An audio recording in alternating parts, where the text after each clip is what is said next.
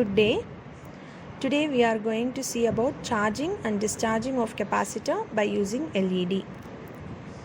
The components required are breadboard, battery, capacitor, push switch, LED and connecting wires. First, place the breadboard and connect the push switch, which is black in color.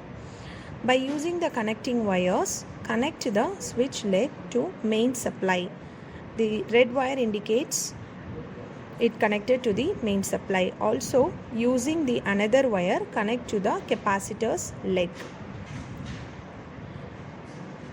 The capacitor is taken as purple in color. Now you can see. By use of resistor, that is green in color now in my hand. By use of resistor, connect the LED and capacitor in parallel connection.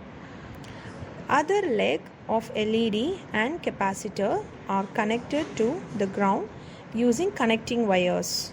That is green wire and the next one will be yellow. Now give the supply through main using the battery which is kept near side. Negative terminal to the ground.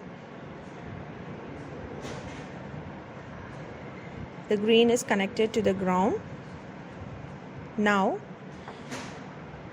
after connecting, push the switch to close the circuit. Now the capacitor is charged. You can visualize. Release the switch.